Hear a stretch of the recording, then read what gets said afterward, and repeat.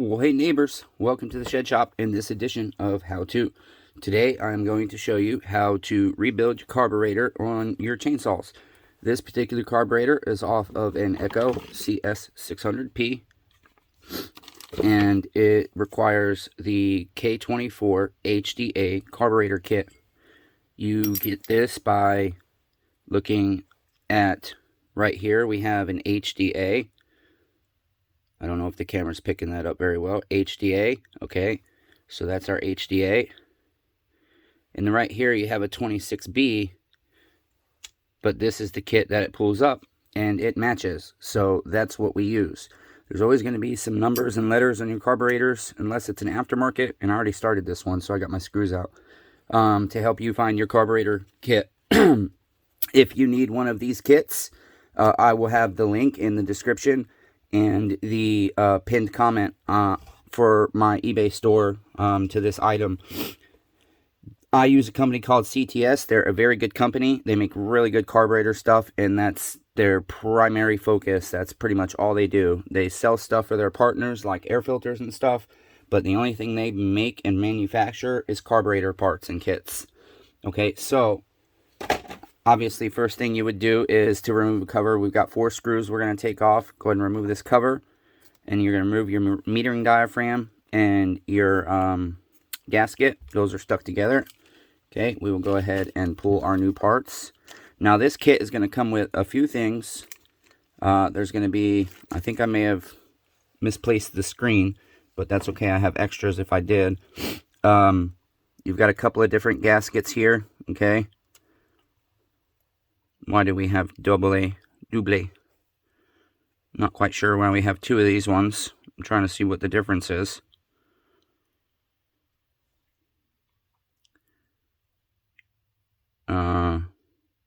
This one has 1 extra hole in it, so that's when we go to comparison. And if you look, this is our correct gasket, okay? Right there. Now, it comes with a new inlet needle and metering lever, and probably the wrist pin too. I honestly, let's see, we got another kit over here. I know it had a screen in it.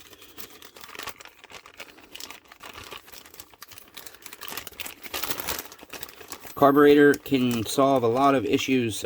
Stiff diaphragms, metering lever. Yeah, see, there's our wrist pin and our screen. This carburetor is not that dirty. You don't have to replace those parts, but most often I'm gonna say if you have the new ones, you might as well replace them. This customer recently rebuilt the carburetor, but it sat with fuel for a while, and so I don't think we need to. Oh, also, I'm using the wrong tool, but it's because this one's just a level. This is the tool. I will give you the link to this as well. This is called a metering lever gauge, and it's to check the height of your metering lever. And you can see we've got our HDA on the flat side, and we just want to make sure that's flush, and this one is, okay? Well, no, it's perfectly flush. You don't want it too high or too low.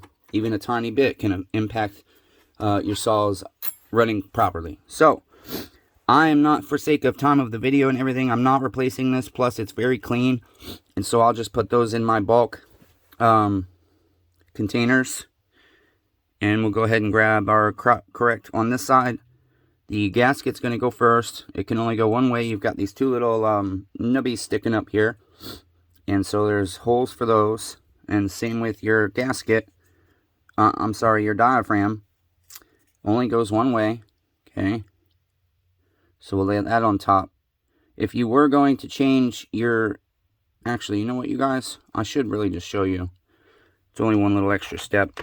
These can be different types of screws. Usually it's going to be a flat or a Phillips, okay? And you can take it out all the way or most of the way, okay?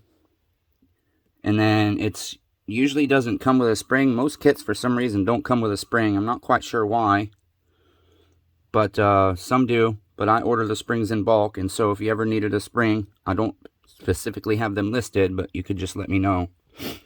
So, set the old aside. I am going to reuse the wrist pin because I don't know where ours is at this moment. Oh, you know what? I already replaced the screen. That's why I don't have it, because I wasn't going to do this video, but I need to advertise items for sale because I really need to be bringing in some money to get a new car, and I may have over ordered on my inventory against my budget.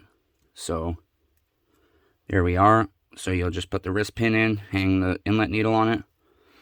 Should have had my spring in first. I got some customers on the way, and one of them wants to buy my 028, and all of a sudden it's not running correctly, even though it was ready to go. So I got to do this quickly and try and figure out what my problem is before he gets here. But I do have a little bit of anxiety, and so on top of my normal shaking from nerve damage and carpal tunnel, it's being exacerbated by anxiety right now. So if you can get that to stand straight up like that, it'll really help you out. And these carburetor stands are really nice to have. I got this from Greasy Shop Rag. He sells these, so you can go check out his channel, and you should be able to find a link somewhere over there. I do not have the link personally yet.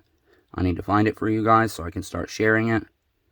But it encourages traffic to his channel. So, and he's a really good guy. He's really smart when it comes to two-strokes and other mechanics and battery operated stuff as well. I mean, the guy's a mechanical genius if you ask me. Okay, there we are on that. Just gonna grab dang it, a screwdriver, make sure it's nice and clean, and I'm just gonna make sure that's tight. Okay, it is good, and then I will check the metering lever height.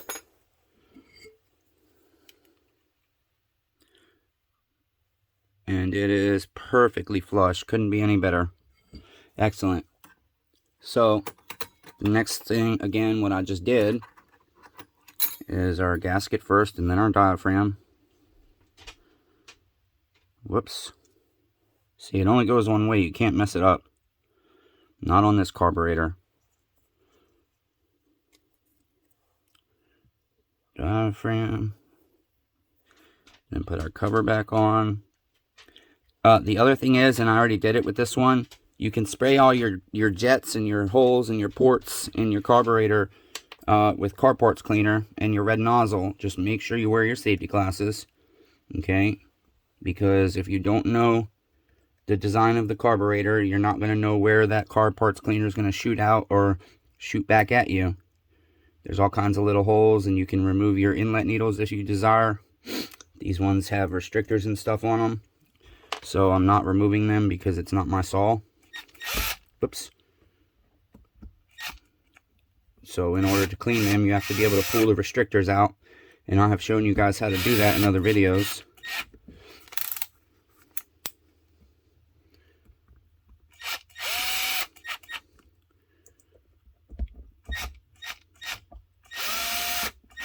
Okay, there's that. Okay, just making sure my torque's right. And then on this side, our cover has one screw. You can do a Phillips door flat. Okay. And then, you see how dirty that was? I put it back together to show you guys. I do have a brand new screen in. And what I was talking about spraying through here. So if you spray through here, it comes out here. And then if you spray through this way, it comes out here. Right here is where your fuel comes in. Okay, so you can spray through there and spray this channel. Actually, I noticed I missed a tiny little bit. You see that little hole through there? Your fuel is going to come into here. And then where your inlet needle is, when it's out, you want to spray and make sure the passageway from one side to the other is clean as well. Okay, so I'm just going to get that little tiny bit in the corner there. Well, it looks like it's a little stain, kind of, so best I can do there. Okay, now on this side, it's the opposite. Your diaphragm goes on first. You see this little curve here, it's going to set right there. But you can tell because of the square, and pay attention when you take it off if you're new to this to know what direction it goes. But again, it's only going to set up proper one way on most carburetors, and then you put your diaphragm on. And then for the screen, I've shown you guys how to do that. You just pop it out with a pick or something. And then I have the actual tool, but you can just use the butt of a drill bit or whatever to push that screen down in. Now that we've got that done, I just want to make sure my cover is clean It is. And then I will go ahead and put my cover back on, put my screw back in, and that will be it. That is how you rebuild your HDA Walbro carburetors. And it's a very similar process for most two-stroke carburetors. There are different designs. Some of them have different, when they have a primer bulb on them, there's extra gaskets or diaphragms sometimes, but that's it. So again, if you need the kit for this Walbro HDA carburetor, K24-HDA, you can check out the description and the pinned comment, and that will bring you to this item in my eBay store. You can order direct with the email address smallengineredemption@gmail.com, and I can save you anywhere from 8 to 12%. And that's going to be it, neighbors. Until next time, be kind to one another. Everyone is facing a battle. I love all you neighbors, even though I suck at it.